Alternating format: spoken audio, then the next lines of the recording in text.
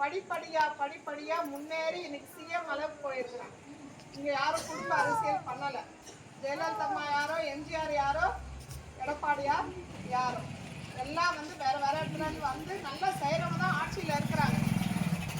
நல்ல வேலை செய்யறவங்க தான் ஆட்சியில இருக்கிறாங்க. அதனால நீங்க வந்து நம்ம ஆட்சியில நீங்க பார்த்துருப்பீங்க. ஏன் கடிக்கிறவன்னா ஊராட்சி செயலாளர் இது ஒன்றிய செயலாளராக இருந்தப்போ நமக்கு தேவையானதெல்லாம் 100 நாள் வேலை முழுசா பண்ணீங்க. 100 நாள் வேலை முழுசா பண்ணீங்க. அந்த 100 நாள் வேலை ஃபுல்லா செஞ்சீங்க.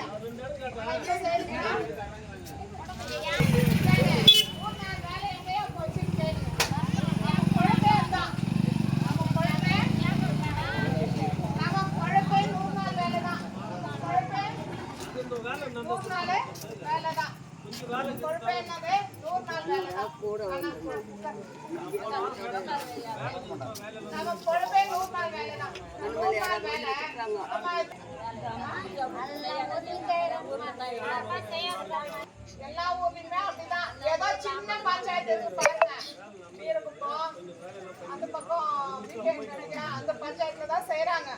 மத்த ஊர்ல எல்லாம் காசு வராது, செஞ்சாலும் காசு வராது. அதனால இந்த ஆட்சி நமக்கு வேணுமா? வேணாம். நமக்கு உதயசூரியன் ஆட்சி என்ன துண்டு துண்டா வெட்டுறதுக்கு சொல்லி கொடுத்தாரு. இதுதான் நம்ம உதயசூரியன் ஆட்சி குடிச்சே தவிர 1000 ரூபாய் வந்து கந்தொடைப்பு. 1000 ரூபாய் கந்தொடைப்பு. நமக்கு ஆடு கொடுத்தாங்க, மாடு கொடுத்தாங்க, வாழ்வாதாரம் கொடுத்தாங்க. நம்ம ஆட்சியில நம்ம அம்மா தாலிக்கு தங்கம் கொடுத்தாங்க, தாலிக்கு தங்கம் கொடுத்தாங்க. 1000 ரூபாய் கொடுத்தது எதுவுமே தலைவரே மாடு கொடுத்தாங்க, ஆடு கொடுத்தாங்க. ஏதாவது செய்யறாங்களா? இந்த ஆட்சியில ஏதாவது செய்யறாங்களா? எடப்பாடியார் கூட செஞ்சாரு. ஆனா நம்ம நேரம் அவர் கட்சியை விட்டு இறங்கின உடனே உதயசூரியன் வந்து ஒதுக்கிட்டு நம்ம ஓடி ஓட்டு போட்டு நம்ம பின்னாடி போயிட்டோம். ஓடி ஓட்டு போட்டு பின்னாடி தள்ளப்பட்டோம்.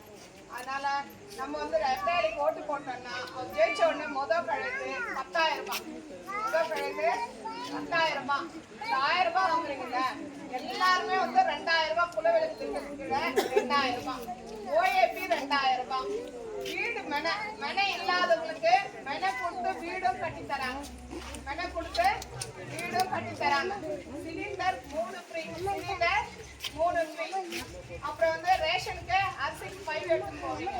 காசு ஒரு 100 ரூபாய் எடுத்துன்னு போவீங்க. நான் கூட எடுத்துன்னு போறேன். ஆனா இனிமே நம்ம 100 ரூபாய் எடுத்துன்னு போக தேவையில்லை.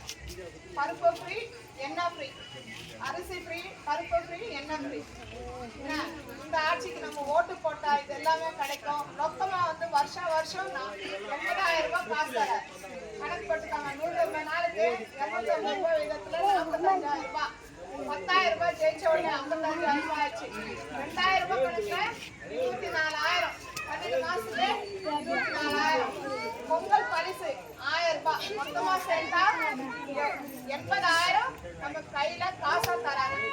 4 வருஷத்துக்கு எவ்வளவுமா? 5 வருஷத்துக்கு 4 லட்சம் ரூபாய். 5 வருஷத்துக்கு 4 லட்சம் ரூபாய். யார் கையில? நம்ம கையில. ஆண்கள் கையில கிடையாது, நம்ம கையில கொடுக்குறாரு எடப்பாடியார். இதெல்லாம் மனசுல வச்சுட்டு நம்ம ஓட்டு நம்ம சின்ன நாம யார் போட்டு போனா அது என்னங்க எடப்பாடிக்கு. நம்ம யாருக்கு ஓட்டு போடுற? நம்மளுடைய எம்எல்ஏ வேட்பாளர் யாருன்னா ஹரி. நம்ம வேட்பாளர் நம்மளுடைய வேட்பாளர் ஹரி. அதனால நம்ம அண்ணா ஜெயிச்சு எடப்பாடியார் சிஎம் ஆன உடனே சில வருத்தங்கள் ஏதாவது இருந்தா பக்கத்துல வச்சுட்டு நம்ம இந்த வாட்டி ரெட்டைலைக்கு ஓட்டு போட்டு போன வாட்டி அண்ணா கொஞ்சம் ஓட்டு வித்தியாசம். அதனால இந்த வாட்டி அண்ணாவை ஜெயிக்க வச்சு எடப்பாடியார் சிஎம் ஆன உடனே நம்ம நினைக்கிறதெல்லாம் கிடைக்கும். அப்புறம் ஒண்ணு விசில்ன்றாங்க பசங்க. கொஞ்சம் சொல்லுங்க. விசல் கட்சிக்கு ஓட்டு போட்டோம்னா பணையம் கேட்டுதான் போகணும். விசல் கட்சிக்கு ஓட்டு போட்டா பணையம் கேட்டுதான் போகணும். உங்களுக்கு ஒரு உதாரணத்துக்கு என்ன விஷயம் சொல்றேன். 40 பேர் 42 பேர் இருக்காங்க கரூர்ல. இறந்துட்டாங்களா இல்லையா? யாருக்காக இறந்தாங்க? பாக்கிறதுக்கு போய் இறந்தாங்க. ஆனா அது நடந்துச்சு. அது ஒன்றும் பண்ண முடியாது. கைவிட்டு போயிடுச்சு. ஆனா நடந்ததை கூட நீ வந்து துக்க வீட்டுல அன்னைக்கு பார்க்க முடியலன்னா கூட 2 முறை பார்த்துருக்கலாம். நீ பார்க்கணும்னு நினைச்சா பார்த்துருக்கலாம். இல்ல ஒரு வருஷம் கழிச்சு கூட போய் பார்த்துருக்கலாம். எவ்வளவு கொடுமைன்னா ஏழையா இருக்கட்டும், பணக்காரனா இருக்கட்டும், சராசரி மனுஷனா இருக்கட்டும், யார் எல்லாருக்குமே மனசுன்றது ஒண்ணுதான். நான் பிள்ளை காக்கா ஆனா ஒரு குழந்தை போயிட்ட உடனே அந்த அம்மா கூப்பிட்டு சோறு போட்டு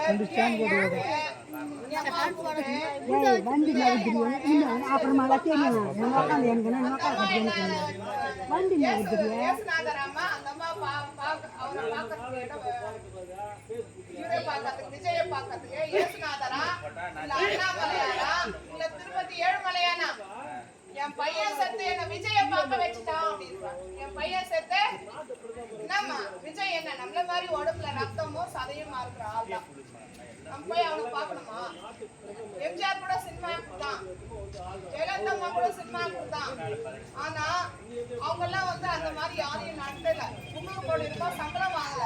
யாருக்கும் வந்து எதுவும் எல்லாருக்கும் செஞ்சாங்க. மக்களுக்கு சேவை. இவன் யாருக்கா செஞ்சானா? போட்டோம்.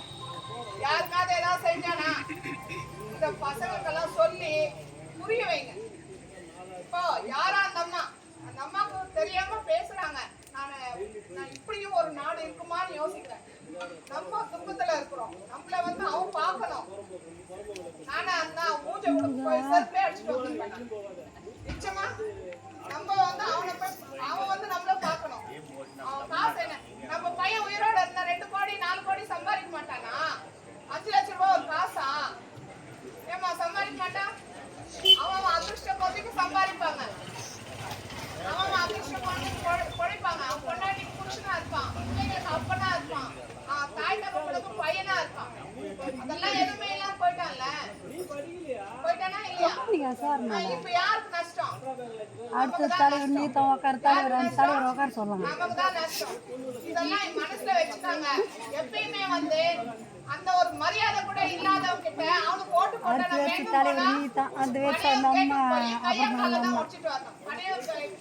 பணியும் கேட்டு போய் கையக்காலதான் உடைச்சிட்டு வரணும். அதனால நீங்க இதெல்லாம் மனசுல வச்சுட்டு இனிமே இந்த மாதிரி ஆளுங்களெல்லாம் உள்ள சேர்க்காம அரசியல் பண்ணட்டும். கத்துக்கோ. நல்லா அரசியல நல்லா கத்துக்கிட்டு அரசியல்ல இறங்கு. அனாமத்தான ஜனங்களை உயிர் வாங்காத, காவு வாங்காத.